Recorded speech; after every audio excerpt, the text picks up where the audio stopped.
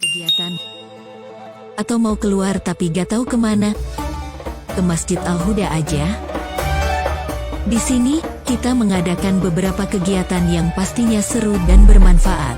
Mulai dari perlombaan Tarhib Ramadan, Molek Season 3, dan masih banyak kegiatan yang lainnya. Tunggu apa lagi? Cek sekarang, datang langsung ke Masjid Al-Huda Cibenying.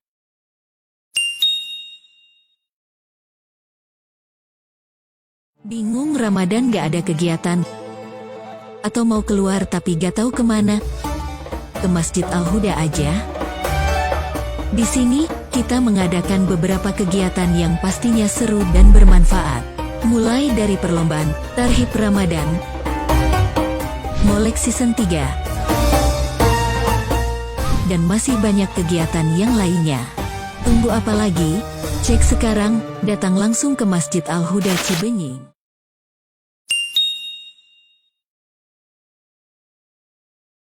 Bingung Ramadan gak ada kegiatan? Atau mau keluar tapi gak tahu kemana? Ke Masjid Al-Huda aja. Di sini, kita mengadakan beberapa kegiatan yang pastinya seru dan bermanfaat. Mulai dari perlombaan Tarhib Ramadan, Molek Season 3, dan masih banyak kegiatan yang lainnya. Tunggu apa lagi? Cek sekarang, datang langsung ke Masjid Al-Huda Cibenying.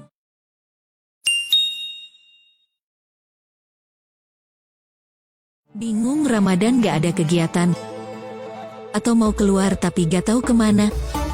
Ke Masjid Al-Huda aja. Di sini, kita mengadakan beberapa kegiatan yang pastinya seru dan bermanfaat.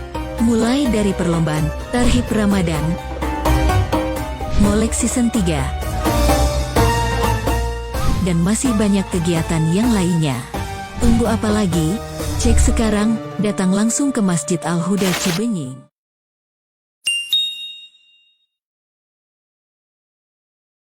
Bingung Ramadan gak ada kegiatan? Atau mau keluar tapi gak tahu kemana? Ke Masjid Al-Huda aja. Di sini, kita mengadakan beberapa kegiatan yang pastinya seru dan bermanfaat. Mulai dari perlombaan Tarhib Ramadan, Molek Season 3, dan masih banyak kegiatan yang lainnya. Tunggu apa lagi? Cek sekarang, datang langsung ke Masjid Al-Huda Cibenying.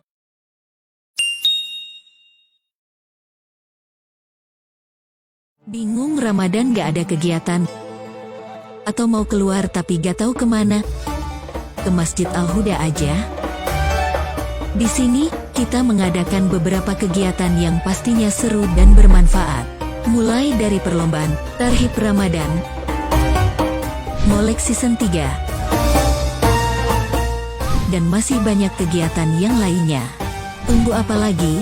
Cek sekarang, datang langsung ke Masjid Al-Huda Cibenying.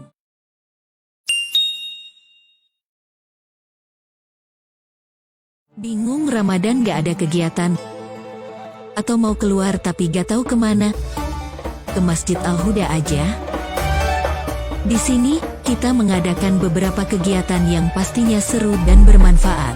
Mulai dari perlombaan Tarhib Ramadan, Molek Season 3, dan masih banyak kegiatan yang lainnya. Tunggu apa lagi? Cek sekarang, datang langsung ke Masjid Al-Huda Cibenying.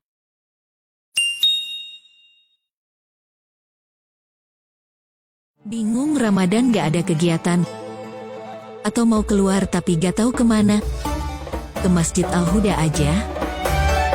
Di sini, kita mengadakan beberapa kegiatan yang pastinya seru dan bermanfaat.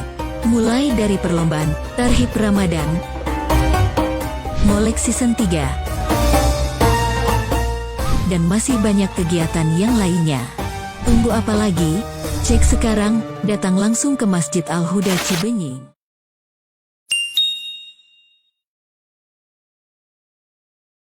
Bingung Ramadan gak ada kegiatan? Atau mau keluar tapi gak tahu kemana? Ke Masjid Al-Huda aja. Di sini, kita mengadakan beberapa kegiatan yang pastinya seru dan bermanfaat.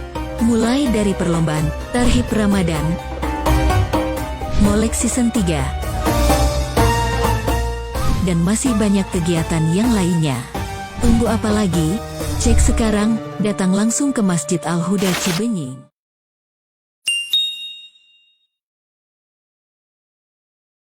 Bingung Ramadan gak ada kegiatan?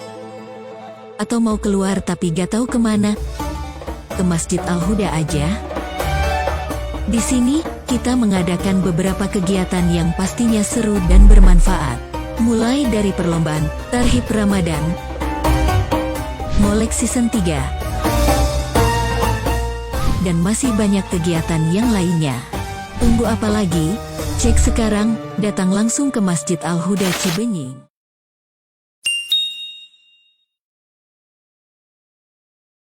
Bingung Ramadan gak ada kegiatan?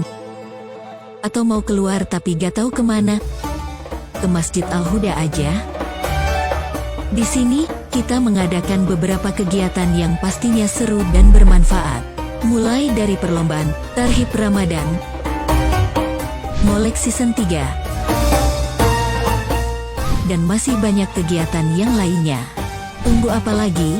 Cek sekarang, datang langsung ke Masjid Al-Huda Cibenying.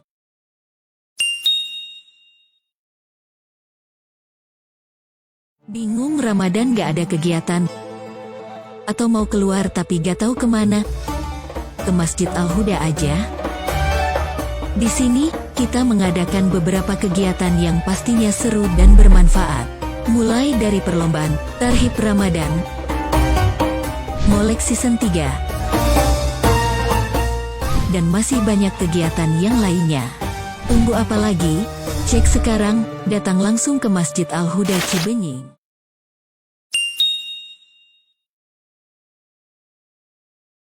Bingung Ramadan gak ada kegiatan?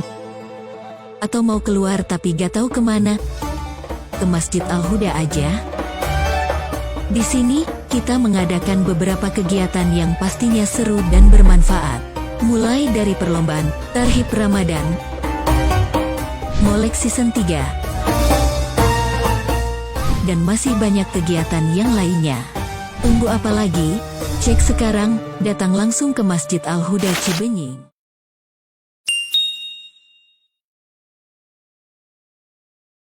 Bingung Ramadan gak ada kegiatan? Atau mau keluar tapi gak tahu kemana? Ke Masjid Al-Huda aja. Di sini, kita mengadakan beberapa kegiatan yang pastinya seru dan bermanfaat. Mulai dari perlombaan Tarhib Ramadan, Molek Season 3, dan masih banyak kegiatan yang lainnya. Tunggu apa lagi? Cek sekarang, datang langsung ke Masjid Al-Huda Cibenying.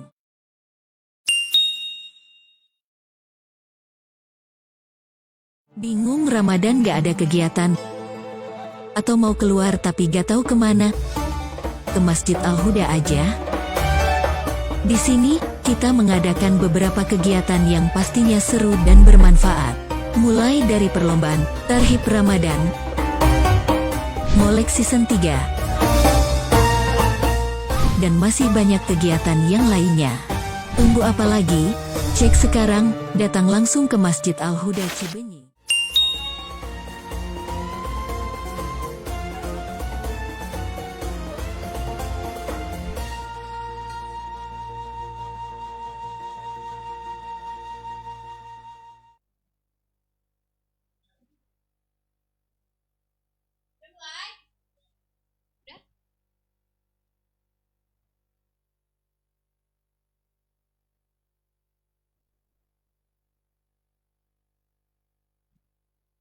Assalamualaikum warahmatullahi wabarakatuh. Selamat sore para sahabat masjid yang ada di rumah. Kembali lagi dengan kami di Ngolek Season 3 Ngaji Online Kuy. Alhamdulillah binikmatillah, sore hari ini kita akan ditemani oleh Ibu Deti Lotaningrat yang akan memaparkan sebuah materi yang cukup menarik dan sangat relevan dengan keadaan anak muda saat ini, yang akan memaparkan materi berjudul Muslim Millennial dan Z Generation. Udah gak sabar kan buat mendengarkan materi yang akan dipaparkan oleh Ibu Deti Lotaningrat. Mari kita saksikan bersama-sama.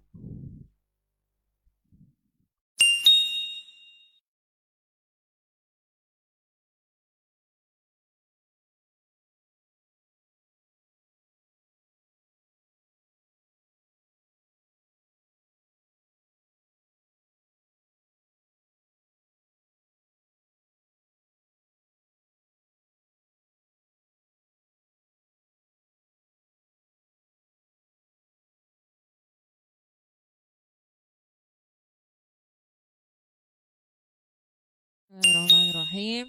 Assalamualaikum warahmatullahi wabarakatuh. Alhamdulillahirrabbilalamin. Wabihi nasta'in. Wala umuri dunya wa din. Wassalatu wassalamu ala asrafil anbiya'i wal mursalin. Wa ala alihi wa sahbihi ajma'in amma ba'du.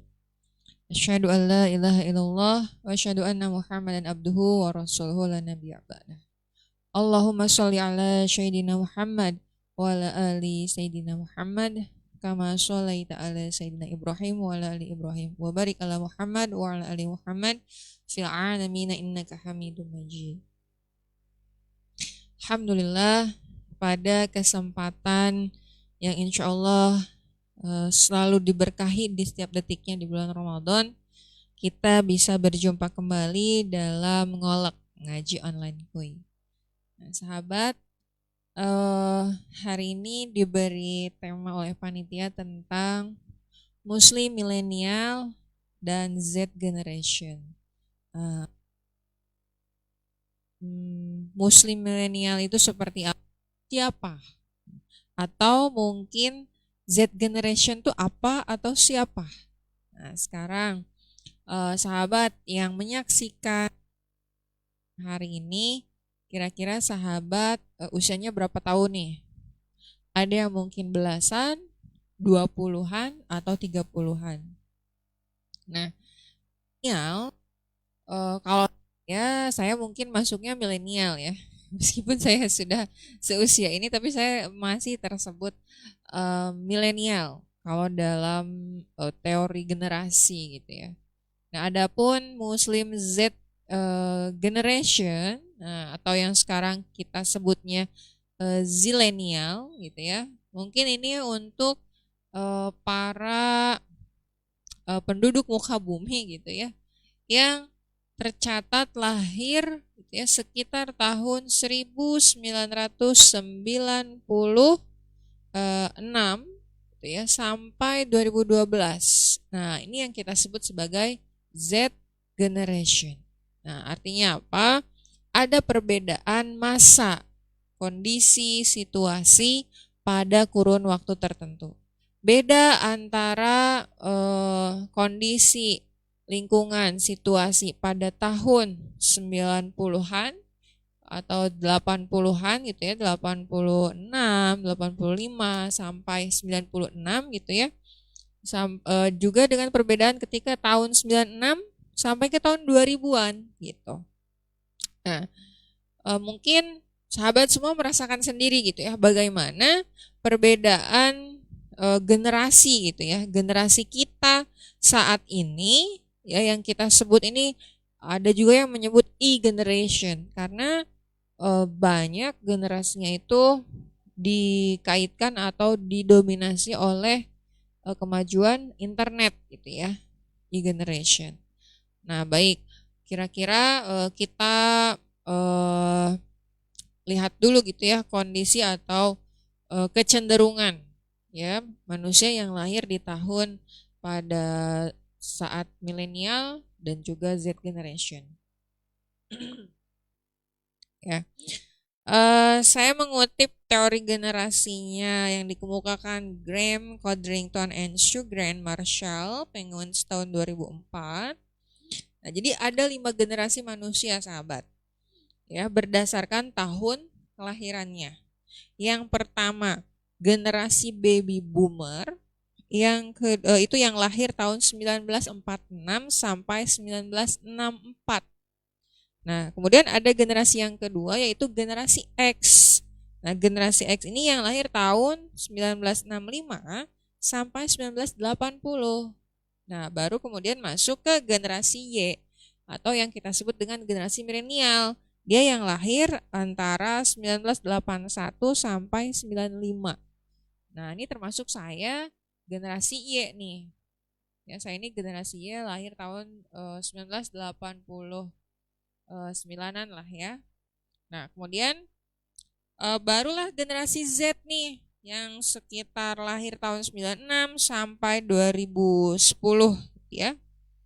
Atau disebut juga E-generation atau generasi net atau generasi internet. Nah, kemudian yang kelima,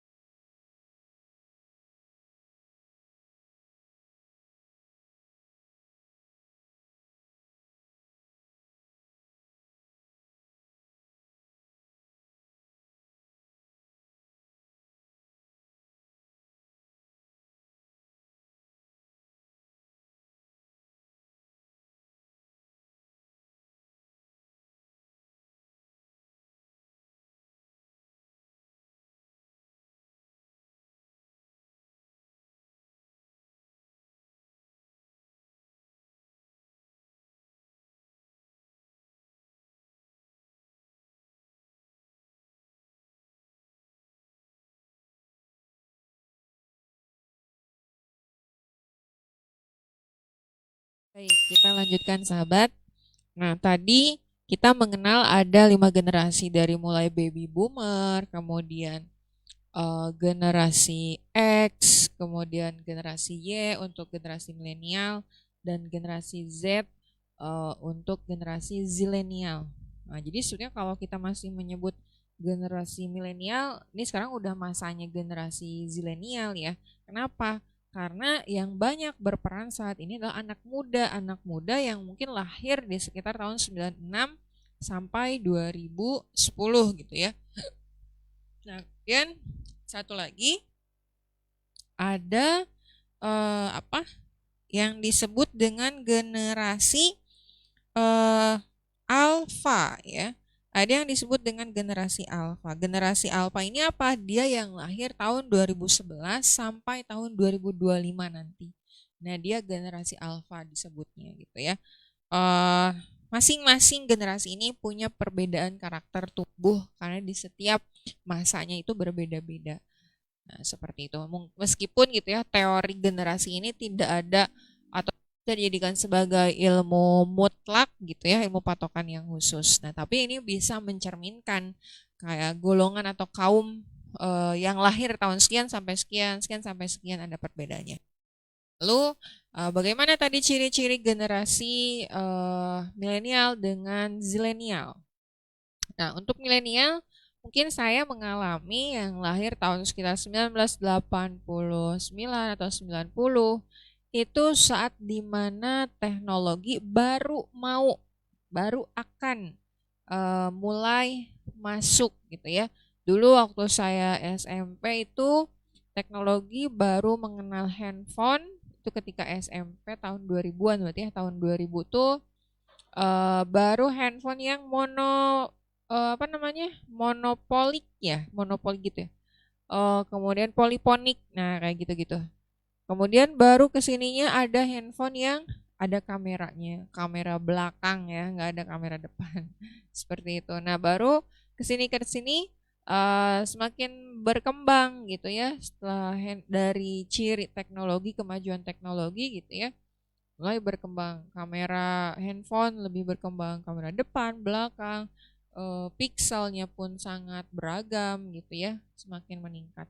Nah, untuk tahun-tahun yang kemudian 96 ke atas gitu ya, tentu itu sudah tahun 2005 2006 ke sana itu kemajuannya sudah sangat pesat, luar biasa gitu ya, dalam hal teknologi. Nah, kenapa kita acuannya teknologi? Karena manusia tiada lain, dia sangat bergantung pada teknologi. Kita lihat kondisi kita sehari-hari di rumah gitu ya. Kita masak pakai teknologi, kita nyuci pakai teknologi gitu ya. kemudian kita bekerja beraktivitas dengan komputer, dengan laptop, dengan teknologi. Itu kemudian kita berkomunikasi dengan teknologi. Hari ini dulu gitu ya, saat hari ini itu terjadi, dulu itu sudah digambarkan gitu. Apa yang akan terjadi 10-20 tahun yang akan datang. Ketika orang bisa melakukan video konferensi gitu ya tanpa ada bendanya, tanpa ada wujudnya, tapi kita bisa hadir di sana gitu ya. Dan sekarang itu kan banyak gitu yang dilakukan konferensi-konferensi, atau mungkin kalau dalam musik tuh kayak konser-konser yang dianya orang yang nggak ada tapi hologramnya ada. Itu kan luar biasa gitu. Itu teknologi yang sangat maju sekali. Dulu itu sudah diramalkan gitu, sudah diramalkan, diprediksikan gitu bahwa kemajuan teknologi itu bakal dan ternyata kejadian memang seperti itu. Nah, baik, kemudian lalu bagaimana ciri-ciri generasi Z gitu ya? Nah, generasi Z ini merupakan generasi digital yang mahir dan gandrung akan teknologi informasi dan berbagai aplikasi komputer. Nah, informasi yang dibutuhkan ini untuk kepentingan pendidikan maupun pribadi gitu ya. Nah, biasanya mereka tidak mengenal dunia tanpa smartphone atau media sosial. Nah, kemudian artinya apa? Jadi dia atau mereka yang lahir di tahunnya pasti akan mengenal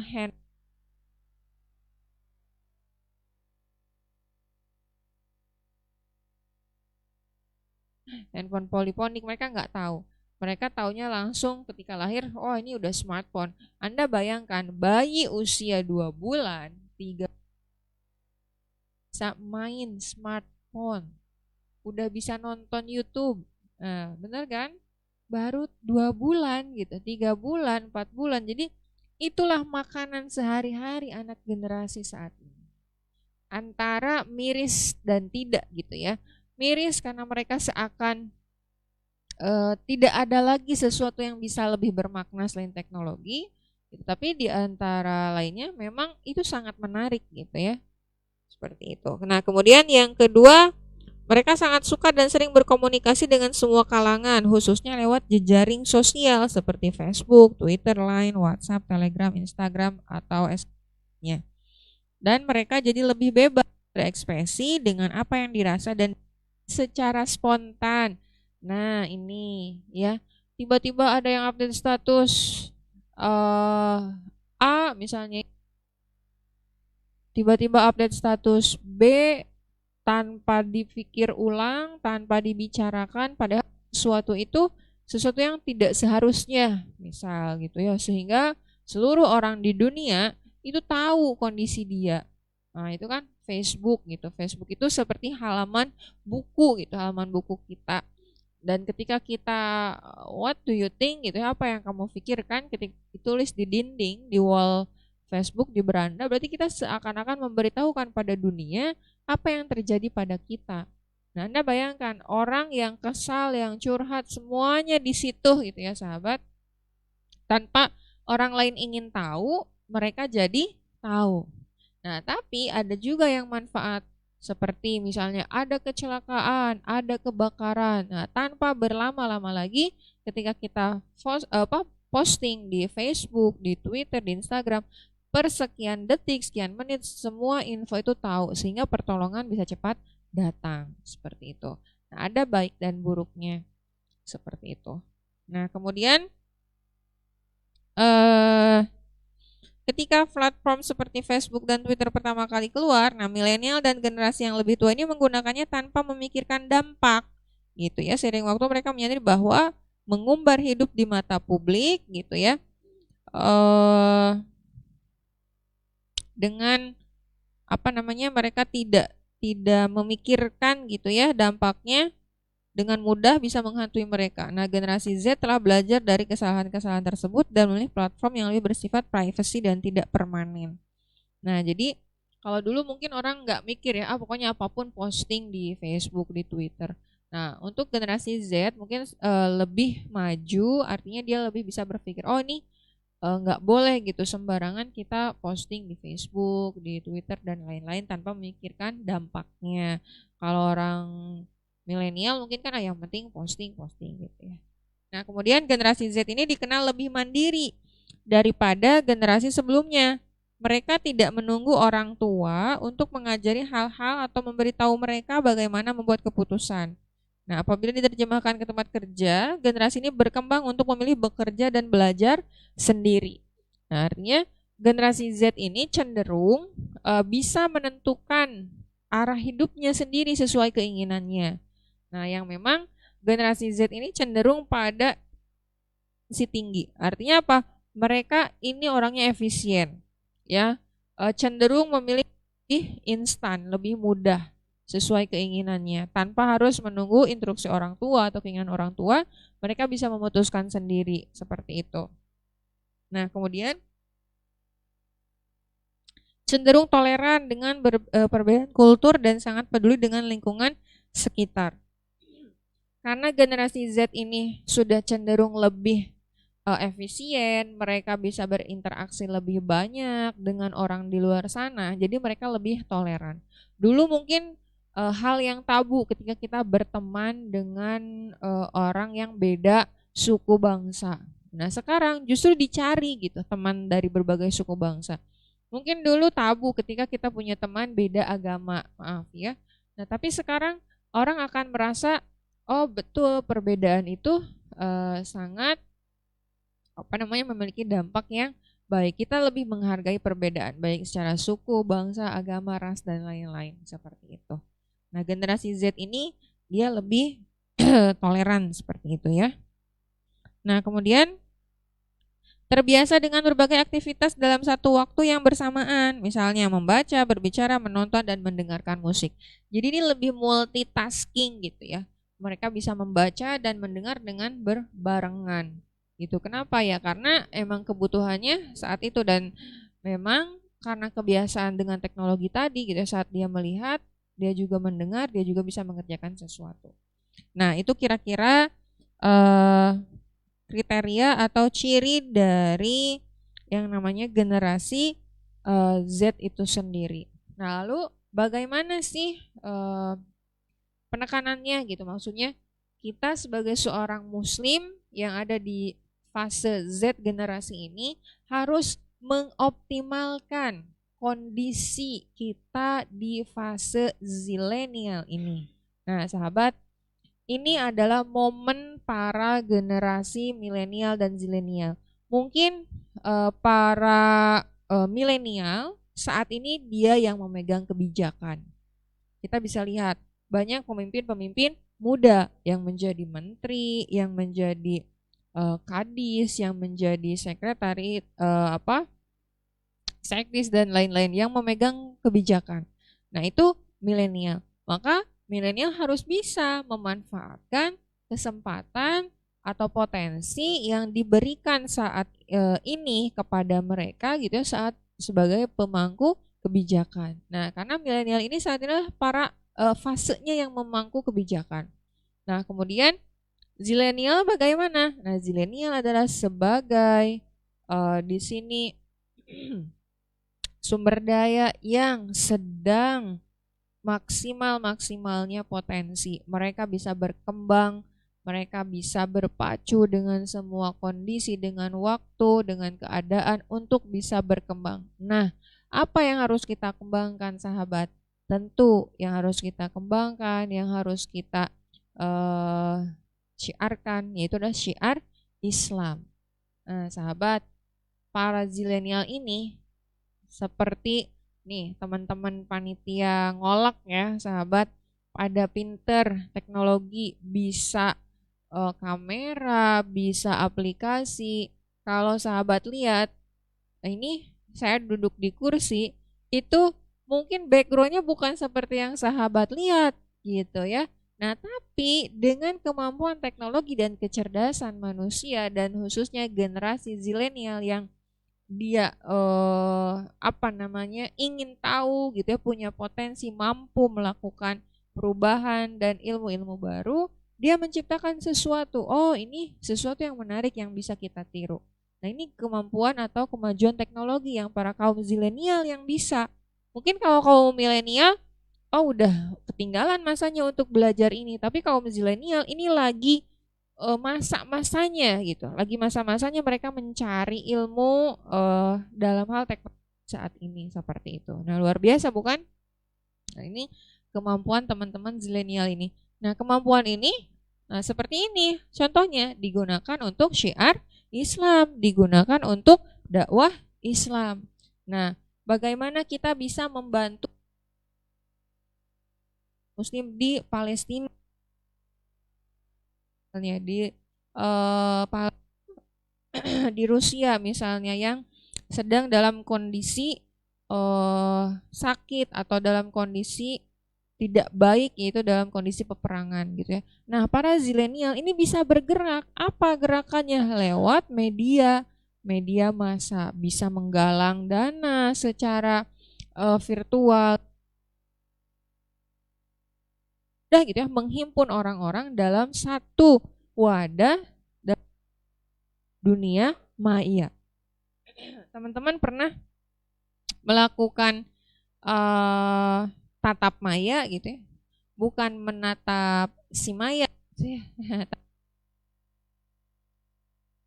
Dalam dunia maya, pertemuan di sini, mereka di sana, tapi kita bisa saling melihat, kita tahu kondisi kita masing-masing gitu ya. Tapi ini berbeda gitu. Di mana saja kita berada, kita bisa bertatap muka gitu dengan bantuan teknologi. Nah, itu luar biasa sekali kemajuan teknologi. Saking dahsyatnya, saking canggihnya, itu bisa memajukan yang jika digunakan untuk sesuatu yang positif, tentu manfaatnya, impactnya akan. Namun bisa juga nih jika digunakan dengan yang negatif gitu ya, tentu ini impactnya juga negatif. Tidak sedikit ya, maaf sahabat, prostitusi online, perjudian online, itu semua difasilitasi oleh teknologi ya. Nah, jadi di antara kebaikan kemajuan teknologi ada juga keburukan teknologi. Nah, sahabat Muslim zilenial khususnya, banyak hal sekali yang bisa sahabat gali, yang bisa sahabat lakukan untuk memaksimalkan, memanfaatkan potensi atau kondisi kita manusia, peradaban manusia saat ini dalam kondisi kemajuan teknologi. Ya, semua orang bisa berkembang dengan kemampuannya masing-masing dan diantaranya dengan mempelajari teknologi. Orang yang tidak mau belajar teknologi, maka dia akan tertinggal oleh zaman. Nah, jangan salahkan jika nanti semua perusahaan, semua industri itu digantikan oleh robot.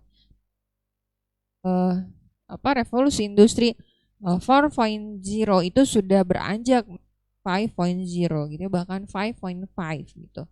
Jadi di Jepang mereka sudah mengajukan 5.5. Bayangkan 5.0 saja itu mengikis manusia oleh, bayangkan kita menjadi 5.0 atau 5.5 itu yang semua all item working with machine gitu ya. Jadi semuanya bekerja dengan mesin.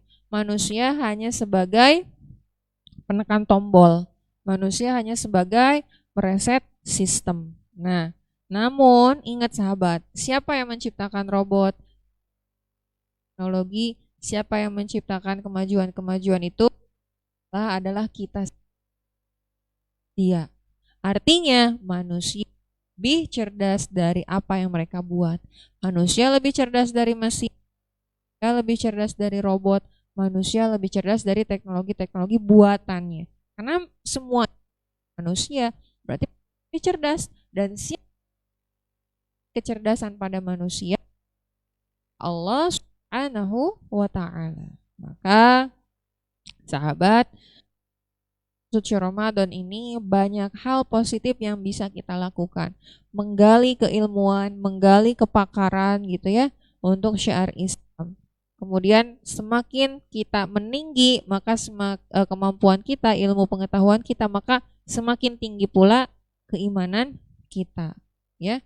Ketika kita semakin banyak menemukan ilmu, nah kita harus ingat siapa yang memberikan ilmu kepada kita, siapa yang maha pemilik ilmu, siapa sumber ilmu dari segala ilmu, ia adalah Allah Subhanahu wa ta'ala. Kita bisa teknologi A, kita bisa teknologi live stream, bisa teknologi hologram, kita bisa teknologi misalnya sekarang yang lagi ngetren itu metaverse gitu ya. Kita bisa teknologi yang lain-lain gitu, bahkan membuat uang dalam bentuk elektronik gitu ya.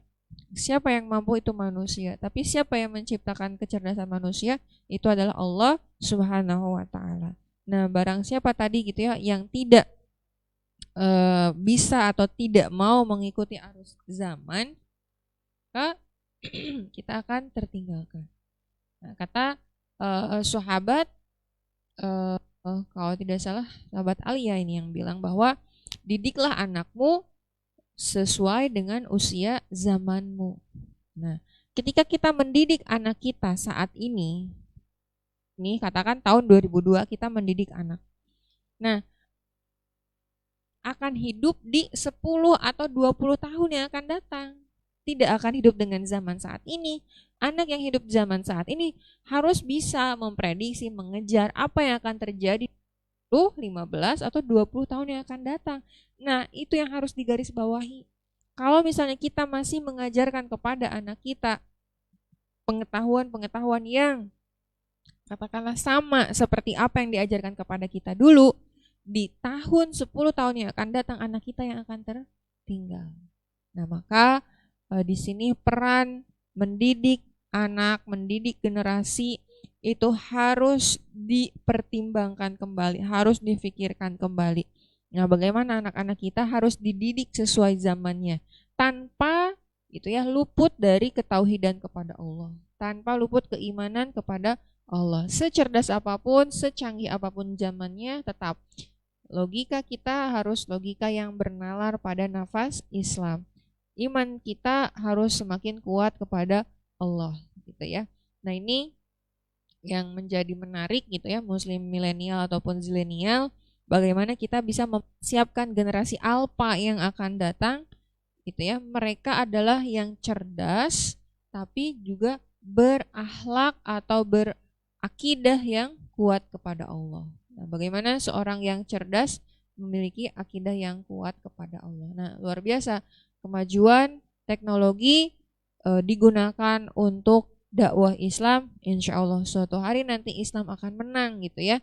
Dengan mudah orang akan melihat kebaikan Muslim, dengan mudah orang akan melihat bahwa Islam itu damai, bahwa Islam itu indah gitu ya, dengan digemakkan di jagat maya seperti itu. Muslim milenial dan muslim zilenial, ini adalah momentum Anda. Ini adalah kesempatan kita. Ini kesempatan yang Allah berikan untuk para sahabat semua berada di tahun-tahun generasi teknologi yang kecerdasannya luar biasa.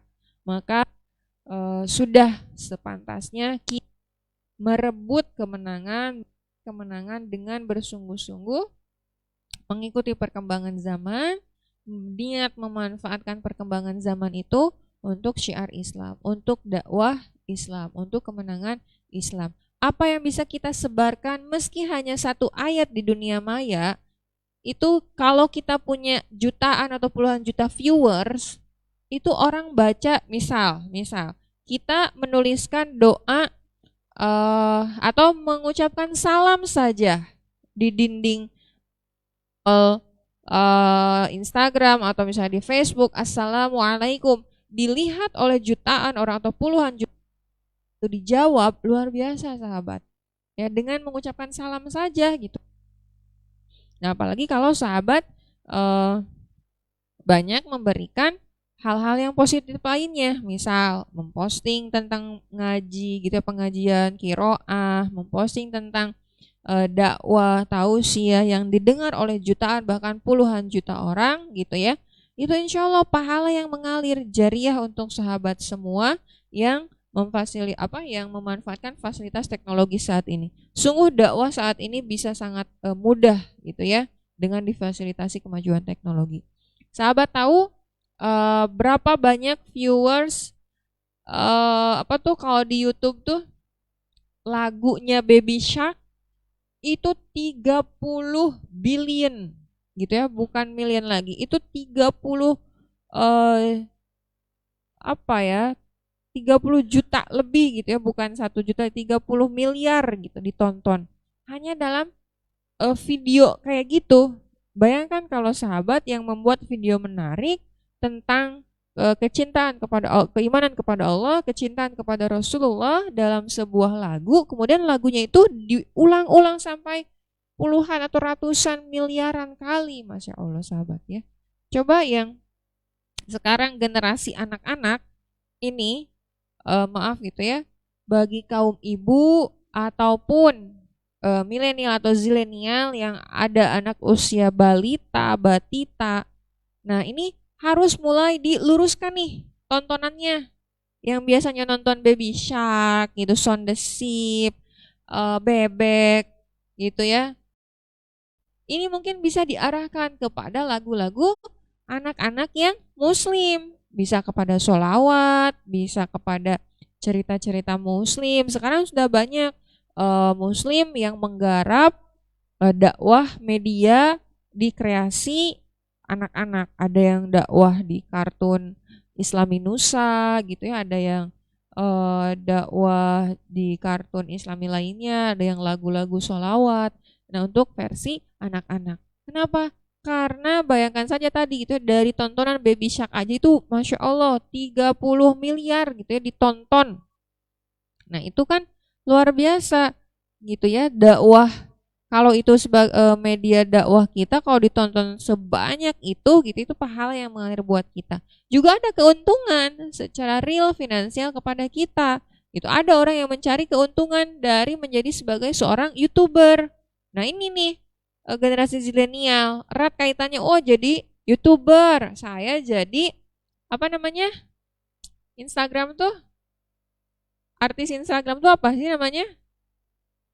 Selebgram, betul. Ada yang mau jadi selebgram, jadi TikTokers gitu ya.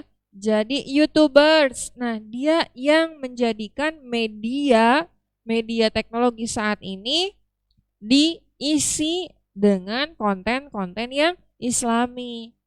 Oke, sahabat milenial, sahabat zilenial, siap nggak kira-kira kita merebut kemenangan atau konten-konten yang difasilitasi oleh media-media elektronik ini dengan yang bernuansa dakwah Islam, syiar Islam. Saya yakin kita bisa loh menggunakan satu postingan kita setiap hari untuk mengajak kebaikan. Satu postingan saja setiap hari, ajak pada kebaikan, gitu ya. Kata Rasul gitu ya, sampaikan meski hanya satu ayat, gitu ya.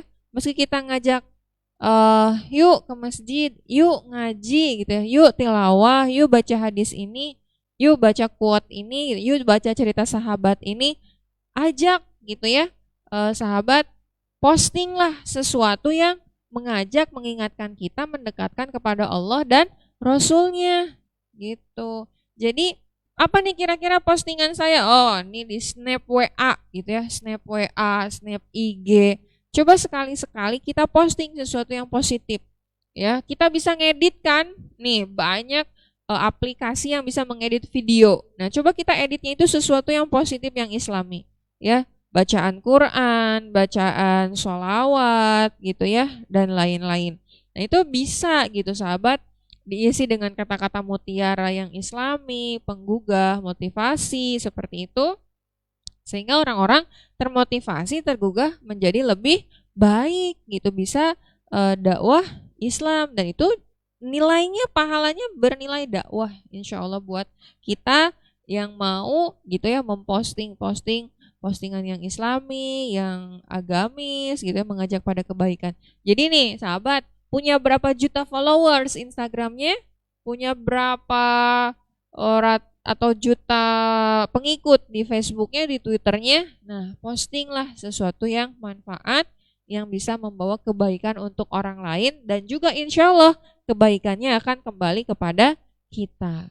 Jadi kita niatkan setiap kali, setiap hari, misalnya nih setiap hari saya harus posting sesuatu yang manfaat, yang bisa dibaca oleh orang itu, yang manfaat. Meskipun hanya satu ayat, meskipun hanya satu quotes gitu ya, kebaikan, insya Allah bisa jadi gitu ya, ada orang yang tergugah, yang termotivasi hatinya gitu ya oleh kata-kata yang kita post, oleh tausiah yang kita posting gitu ya, oleh status yang kita bagikan. Bisa jadi itu juga mengingatkan, oh iya doa ini nih lupa, ternyata diingatkan. Masya Allah gitu ya. Nikmatnya dan indahnya apabila apa yang kita lihat di setiap postingan media sosial itu sesuatu yang bermanfaat. Betapa nikmatnya dan indahnya ketika setiap lihat beranda Facebook, melihat apa tuh FYP ya kalau di Instagram tuh, sesuatu yang positif, tilawah, ada apa, solawat, dakwah gitu. Bukan FYP yang drama gitu ya, komedi kayak gitu. Jadi trendingkan sesuatu yang positif, trendingkan sesuatu yang bisa mengajak orang dalam kebaikan. Masya Allah ya, banyak pokoknya hal yang bisa dilakukan oleh milenial dan zilenial dalam hal dakwah Islam dalam kemajuan teknologi saat ini. Saya yakin milenial dan zilenial inilah masa Anda, inilah masa kita memegang momentum yang luar biasa untuk kebaikan dan kemajuan Islam. Yakin suatu hari nanti Islam akan menang. Di tangan siapa? Di tangan para pemuda yang kokoh imannya, kuat dan cerdas pikirannya gitu ya, dan mau atau dekat dengan orang, masyarakat lewat media apapun untuk menebar kebaikan. Masya Allah. Mungkin itu saja yang bisa saya sampaikan di kesempatan ngolek sore hari ini. Saya yakin banyak hal-hal lain yang bisa sahabat semua gali keilmuannya tentang kemajuan-kemajuan di masa zilenial ini. Jangan sampai kita tertinggalkan oleh zaman, tertinggalkan oleh waktu, karena sedetik pun waktu tidak akan kembali. Apalagi kembali pada momentum Ramadan ini, sahabat, 1 menit, setiap menitnya, setiap detiknya di Ramadan ini semuanya penuh berkah, penuh ampunan. Maka hal apapun itu, yakinkan, niatkan karena Allah untuk kebaikan di jalan Allah. Demikian sahabat yang bisa saya sampaikan. Mudah-mudahan bermanfaat, sedikit banyaknya bisa diamalkan dalam kehidupan. Apabila ada kekurangan, itu adalah murni kekurangan saya pribadi. Jika ada kesalahan, itu kekurangan saya pribadi, dan semua kebenaran itu adalah milik Allah. Billahi taufiq wal hidayah. Wassalamualaikum warahmatullahi wabarakatuh.